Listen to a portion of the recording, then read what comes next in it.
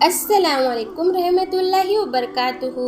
मेरे प्यारे भाइयों और बहनों, अक्सर लोग ऐसे होते हैं कि जिनको कोई बीमारी नहीं होती लेकिन वह अचानक से मर जाते हैं, और कुछ लोग सालों तक बीमार रहते हैं और उनको मौत नहीं आती। और याद रहे कि जब बीमारी लंबी जाती है तो इस बीमारी से ना सिर्फ मरीज तंग हो जाता है बल्कि उसका ख्याल रखने वाले भी उसकी बीमारी से तंग हो जाते हैं। याद रहे कि इंसान पर जब भी कोई बीमारी आती है तो अल्लाह ताला ही इंसान को इस बीमारी से शिफा अता फरमाता है। बाज़ औक़ात शिफा किसी ज़ाहिरी सबब से हासिल होती है और बाज़ औक़ात बगैर सबब ही बीमार शिफा याब हो जाता है, लेकिन ये बात याद रखने की है कि शिफा तो अल्लाह ताला ही देता है। अल्लाह के अलावा कौन है जो शिफा दे सकें। और इसी चीज़ को अल्लाह ताला ने कुरान पाक में इस तरह बयान फरमाया है, व इज़्ज़ा मरीज़तु फहुवा यस्फीन। तर्जुमा यह है, और जब मैं बीमार पड़ता हूँ तो अल्लाह मुझे शिफा बख्शता है।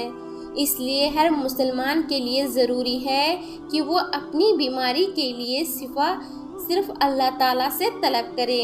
याद रहे, इलाज कराना मना नहीं है, लेकिन इलाज से पहले ये ज़रूरी है कि नबी करीम सल्लल्लाहु ताला अलैहि वसल्लम की तालीमात के मुताबिक अपना इलाज उन चीज़ों से करने की कोशिश की जाए जिनमें अल्लाह के प्यारे हबीब सल्लल्लाहु ताला अलैहि वसल्लम ने शिफा बतलाई है।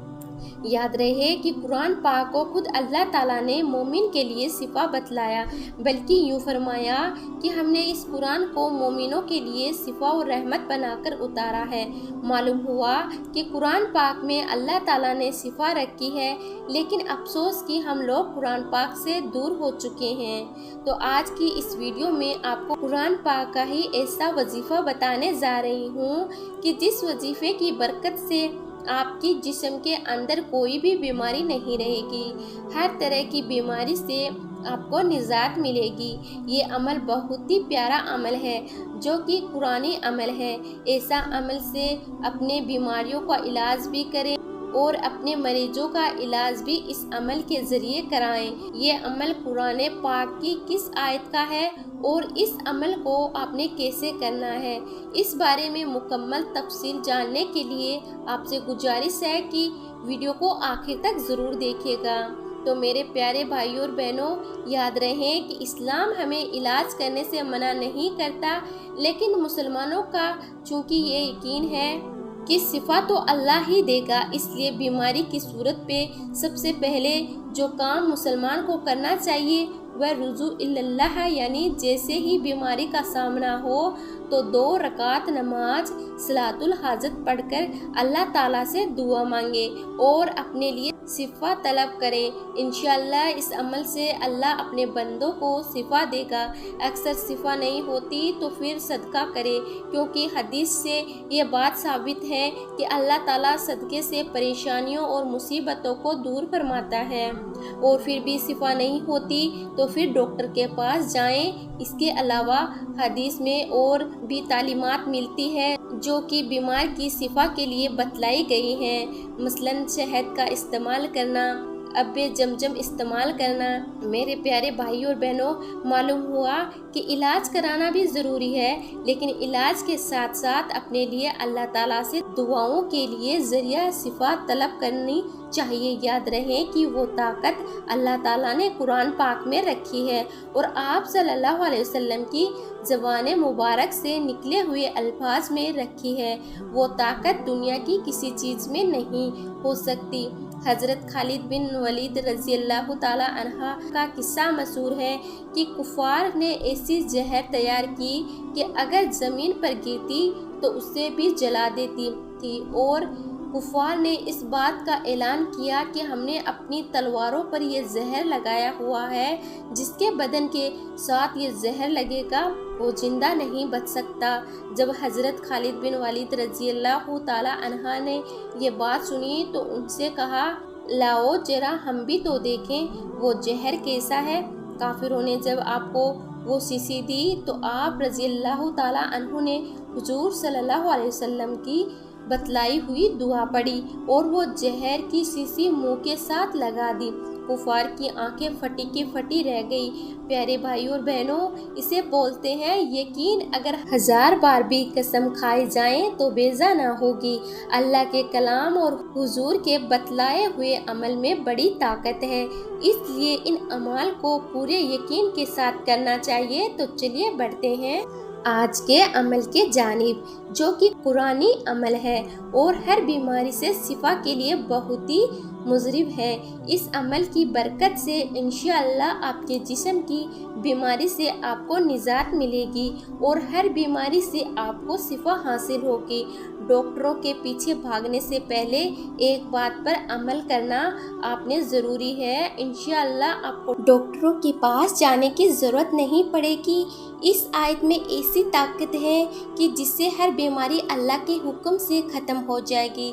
तो मेरे प्यारे भाई और बहनों, ये आयत जिसका हम आपके लिए अमल लेकर आए हैं, ये आयत सूरह इनाम की आयत नंबर 17 है, जिसको मैं आपको पढ़ के सुना देती हूँ। इस आयत को गौर से सुने। बिस्मिल्लाहिर्रहमानिर्रहीम। व अय्यमा शाकल्लाहु बिदुरिन फला कशिफा लहु इल्ला हुवा व अय्यमा शाका बिखैरिन फहुवा अला कुल्ली शैइन कदीर व हुवल काहिरु फवका इबादिही व हुवल हकीमुल खबीर। और मैं आपको तर्जुमा भी पढ़ के बता देती हूँ। और अगर अल्लाह तुझे कोई तकलीफ पहुँचाए तो इसके सिवा और कोई दूर करने वाला नहीं है, और अगर तुझे कोई भलाई पहुँचाए तो वो हर चीज़ पर कादिर है। इस आयत का ये अमल ऐसा मुजरिब अमल है कि जिससे आपकी इंशाअल्लाह हर बीमारी दूर हो जाएगी। इस अमल का तरीका ये है कि आप अपने इस आयत को सुबह के वक्त 33 मरतबा पढ़कर मरीज़ के ऊपर दम कर देना है। अगर मरीज़ खुद पढ़कर अपने ऊपर दम करे तो ज़्यादा बेहतर है, वरना कोई भी शख्स इस आयत को पढ़कर मरीज़ के ऊपर दम कर दें। इस अमल को शुरू करने के बाद आप महसूस करेंगे कि मरीज़ की हालत बेहतर होना शुरू हो जाएगी और इंशाअल्लाह आपके मरीज़ की आहिस्ता आहिस्ता बीमारी ख़त्म होने लगेगी। बस इस अमल को आपने पूरे यकीन के साथ करना है और अल्लाह की ज़ात पर मुकम्मल भरोसा करना है कि आपके जिस्म से हर बीमारी को दूर फरमाएगा। तो मेरे प्यारे भाइयों और बहनों, ये आयत ज़्यादा लंबी नहीं है, इसलिए चाहिए कि इस आयत को याद कर लिया जाए और मरीज़ को भी याद करवा दिया जाए और मरीज़ से ताकीद करें कि वो वैसे ही इस आयत की तिलावत करता रहें और अल्लाह पर मुकम्मल भरोसा रखें कि वही शिफा देने वाला है। आप खुद ही अपनी आँखों से इस आयत की बरकत देखेंगे। याद रहें कि सेहत अल्लाह ताला की बड़ी नेमत है, इसलिए चाहिए कि अल्लाह की ज़ात से हमेशा आफ़ियत की दुआ मांगी जाए और जब भी बीमारियों से निजात की दुआ की जाए तो इस यकीन के साथ मांगा जाए कि अल्लाह ताला की तरफ से बीमारी है, अल्लाह ताला ही इसे निजात देने वाला है और अल्लाह ही शिफा देने वाला है। जितना ज़्यादा यकीन के साथ इस पुरानी आयत को अमल किया जाएगा उतना ही जल्द नताइज सामने आने लगेंगे।